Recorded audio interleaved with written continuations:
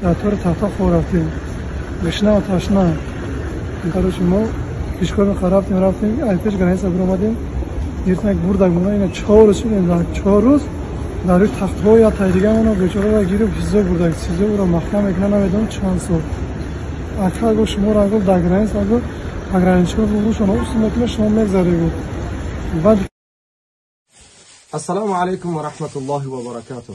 برادران و خواهران عزیز و گرامی قدر، از الله ذوالجلال سربلندی سعادتمندی یک و یک شما را خواهان هستیم و خداوند عز و جل همیشه همه ما را در حفظ و امان خود نگه بدارد و در راه راست در راه دین الصراط المستقیم هدایت بفرماید.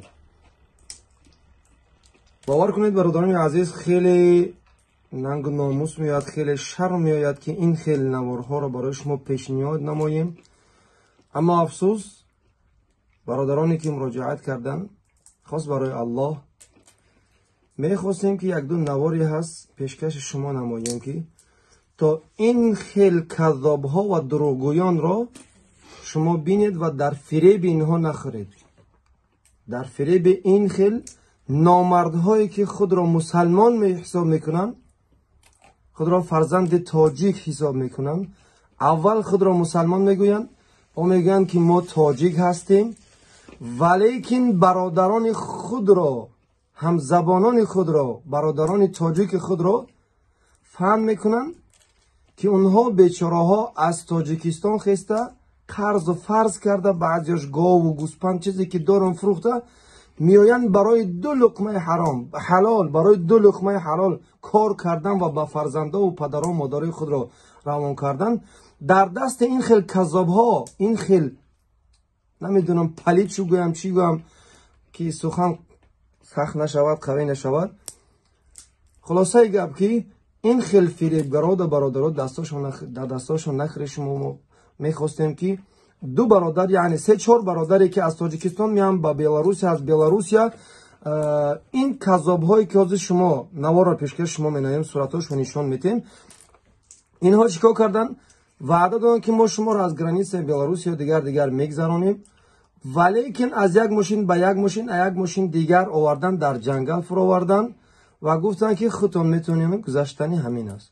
و اون بیچاره طول چند ساعتی باشد یا روزی هم باشد در جنگل گشته، در خپی پگرانیچکا میگن، یعنی اونهایی که سرحد رو نگاه میکنن، در دست اونها خورده.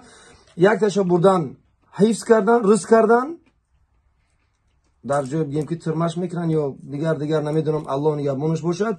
3 تا گشت بیچاره گشته است، رفته است بی پول و دیشنه و تشنه. برادر رای کردیم که از اول اونها خبردار شود که اونها کی هستن چی هستن. خلاصه از این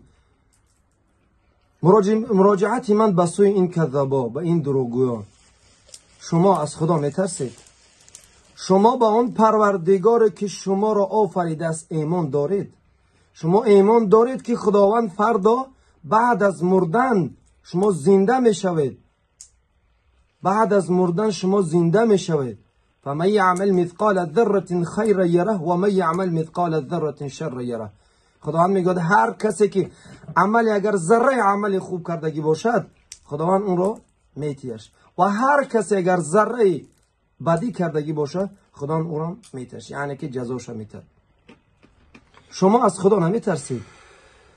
چرا که برادران خود را، برادرانی که بیچاره نیازمندن، در مصیبت اونها شما چیکار میکنید؟ پول کار میکنید، حرامی. سبحان الله. فردا شما به سوی الله ذوالجلال باز میگردید و به این عملهای زیبتون، به این عملهای پلیدیتون خواهید یا نخواهید جوابگو میشوید. از خدا بترسید و مثل این خیل پلیدها اگر دیگران باشد، مراجعت برای شما همچون برادر، همچون مسلمان از این کار پلیدی و احمقی و از این کار شما اون 2 برادر 3 برادری که نیازمند هستند، بجای آنی که کمک کنید، بجای اینکه دستگیری کنید، بجای آنی که اونها را یک بهبودی در زندگیشون پیدا کنید، برعکس یک شب بیچاره را بردن رس کردن. این 3 تا دیگه‌اش نمیدونن که چیکار کنن. طول چند روز شد گشنه و تشنه، سرسان و سرگردان. سبحان الله. نخوا که شما در این عین و در این زمان و در این وقتی که مردم ما ملت ما نیاز به کمک دارد، علل خصوص این خیل بیچاره که نیاز همچون برادر گفته شما را. و تا باز تکرار میکنم که این خیل پلیده ها هم در تمام مساحه هستند، چی در ساختمان باشد، چی در بارکشی باشد. از خدا بترسید. اتقوا الله حق تقاته ولا تموتن الا وانتم مسلمون.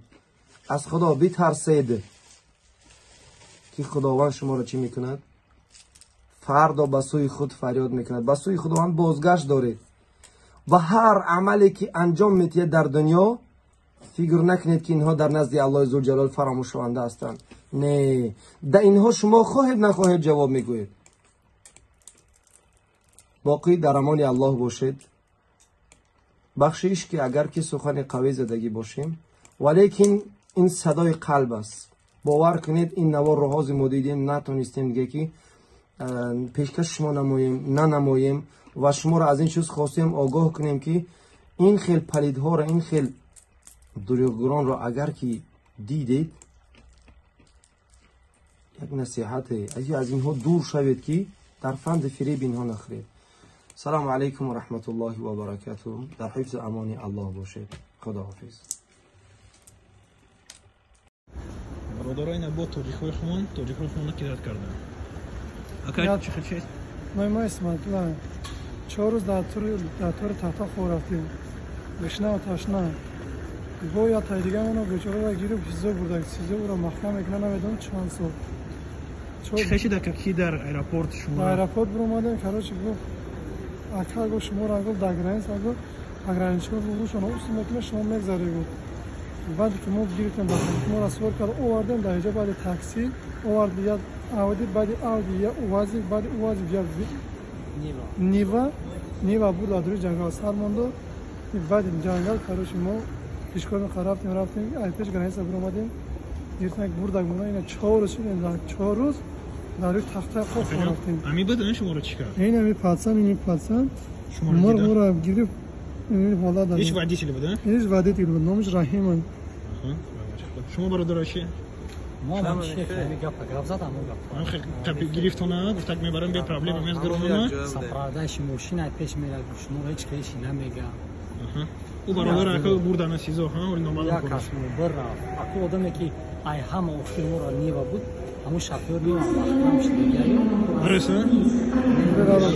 بلاروس